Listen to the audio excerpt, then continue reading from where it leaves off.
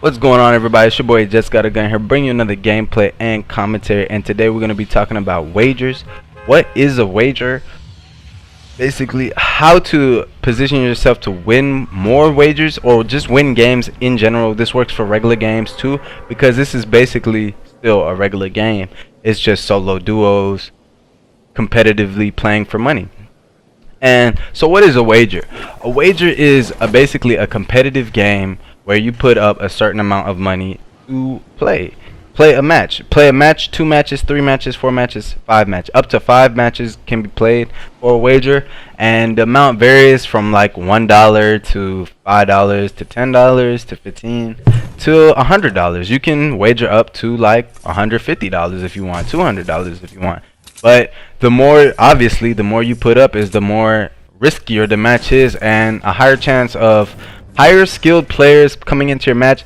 But what I can tell you about that is everybody isn't perfect. Everybody's not you can be a god at Fortnite and you can still die. Trust me, I'm living proof of that. Like, it's just, you know, a lot of times in this game obviously is luck. You know, you, depending on your loot, what you get, the players you run into, all of that stuff is kind of random. It's definitely random. It's not kinda, but it's just some situations are controllable, more controllable than others, you know, that you get into, and wagers really exploit that. You know, you are playing for money and the loot is very random, the players are very random. You could go from playing a Pokemon bot to, you know, Ninja himself, not the real Ninja, but you know, these console ninjas, and it can be the most annoyingest thing of your life. And then you're playing duos too, so you have a chance of getting double teamed damn near every gunfight you get into. But what I'm going to talk about is trying to control that, you know, trying to minimize you getting aired out and double teamed in your games. How to, like, basically maximize your kills with by playing not by playing wagers, but maximize your kills off the early game, because you want to capitalize off the early game. I'd say my tip is kill people as fast as you can as soon as you drop. When you sit there and you play slow, I've noticed is not good. Like, it's not good for me, at least, because I play slow and then all the noobs die and then it's only tryhards left. Like, I don't like to say it like that. Oh, I'm selecting players to fight or whatnot. I don't select anybody to fight, okay? When I see somebody, I engage. Like, if they're in a 100-meter radius and I can get to them, I will engage them.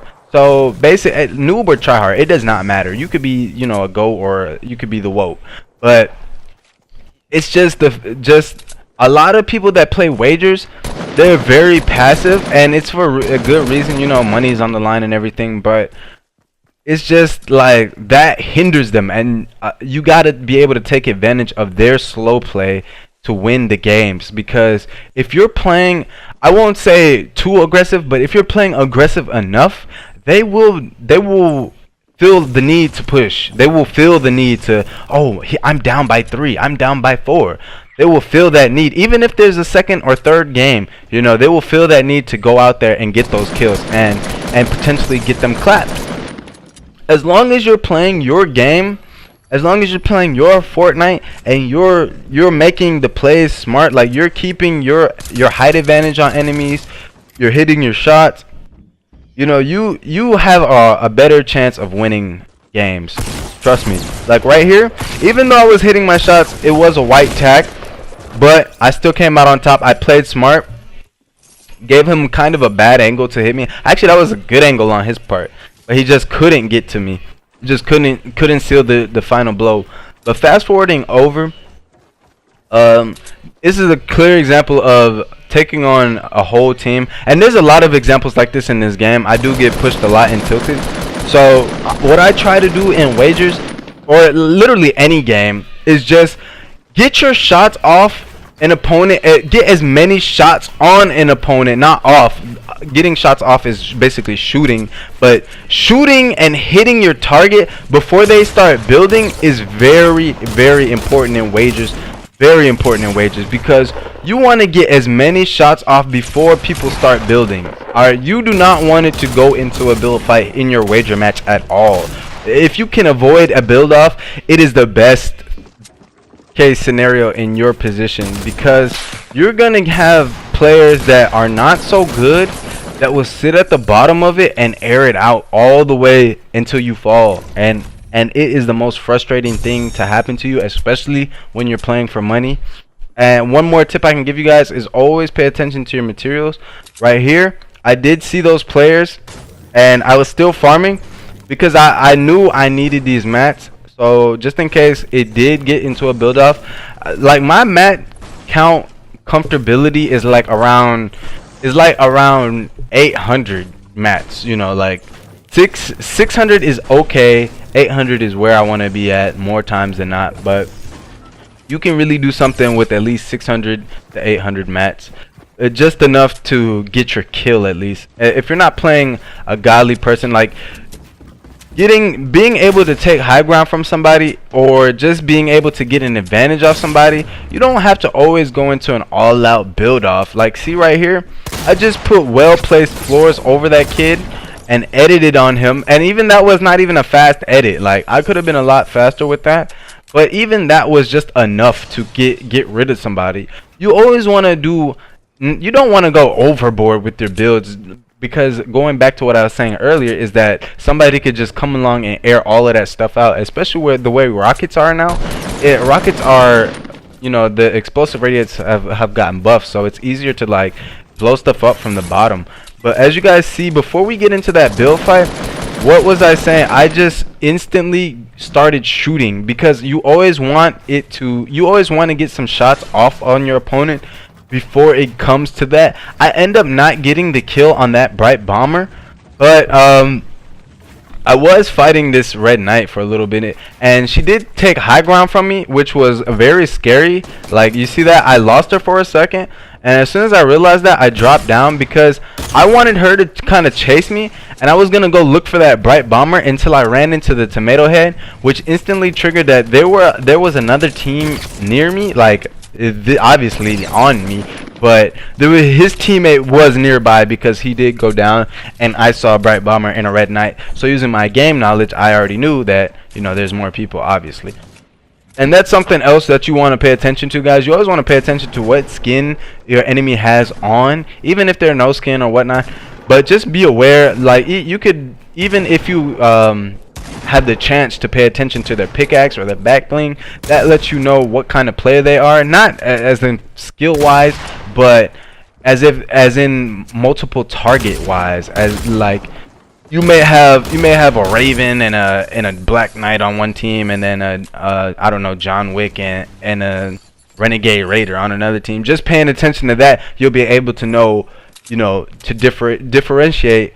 Oh, this is a whole nother team. So just angle yourself. You see how I was able to angle myself? I rotated all the way around the building to get the high ground. I don't just play for high ground, I play for advantages. You always want to kind of like have an angle downwards, diagonal on your opponent, to where you're looking down at them and they're looking all the way up to where they can't even look up anymore. But right here we get into a little scrapple, and I thought he was gonna try and like force his way through. That's why I put the trap there, so that if he would walk in there, he would die. But I just see, like, I use floors to my advantage. He kind of took high ground, but he got stuck on his ramp. Then he tries to build out, but I was waiting for him, and then that angle right there is what screwed him. He did the same move 2 times, and I was paying close attention to that, so that was just basically an easy kill right there. But what do I do here? I just oh yeah, I was looking for his teammate. His teammate dropped all the way down. He wasn't a strong builder, so he did not keep up with us. And right here, I lay some shots into him just to get him tagged. But then I go and make it up to get back to 100. And right now, what I'm thinking is just like, alright, we got 13 kills. Let's just finish the game strong. I always try and go for the win in wagers, even if the opponent is dead or even if I've won the match, just for the stat purposes. But you know, I don't want the wagers to ruin my stats, like when you leave games and whatnot, and or just die, you know, as soon as you get the lead or whatever. But I was just paying attention to his footsteps, listening, and I basically just kept the advantage on this player, not giving this person the chance to really kill me. She tried to drop me down, and then as soon as I got her hurt, I knew it was time. I was just like, okay, yeah, I'll drop down with you. And that's one other thing too, guys. Don't like preemptively drop down from high ground to try and secure a kill ever, unless you know you're gonna get the kill. It's not smart to just jump out. Like, if you build something, don't just build something just to build it. You know what I'm saying? Just use what you build in against your enemy. You don't want to waste material like that. Like, I was a victim of doing that, you know, wasting material, just building stuff just to build it. And when you really sit back and watch how you play and analyze it, that's how you become a better player. And here's an example of a very bad angle that you don't want to do. I didn't build this jump pad high enough, and I was trying to engage that person on the hill, and it almost cost me the game. Reason being is because this person heard me jump pad and then saw me building brick and was able to laser the brick. And as soon as I was really potato building here, and I could have took high ground if I would have just double ramped wall up to him when I had made that like left turn. But anyways, I reset, heal up, and tried again. And while I was doing that, somebody else pushed that guy and killed him. So I was just like, alright, you know, I'm just gonna air this kid out. And see, what I do first is I shoot at him first to get him to like get in that defensive mode. That's really how you want people. You always want people in that like defense mode. You don't want people on the offense chasing you down. You want to be the aggressor in every fight that you get into. And we get into a nice little build off right here. But this person's downfall was that he was boxing himself too much, and I was able to secure the high ground from him plenty of times. Like right here I had high ground, but he reset. Actually, no, he didn't. We get into a scrapple, and he tries to trap the floor he's sitting on to bait me inside, but I'm not that stupid. But then I heard other shots. Like, I was sitting on a singular ramp, alright, a single wood ramp, and you saw what I just did. I reinforced my ramp so I wouldn't get shot down while I was in the build fight. And that's just a smart thing that I did on my end to stay alive. Basically, I knew that it was still more players alive. It's just game sense, guys. More players alive, and I didn't want to die. So, and right here you saw how that kid was boxing himself up, and I was just rotating all the way around, coming around the mountain, hillbilly style on his ass. But that's what you don't want to do. You don't want to just be boxing yourself up, because if you're fighting one smart builder who just ride your boxes all the way up until he's over you, you're gonna lose the build fight eventually.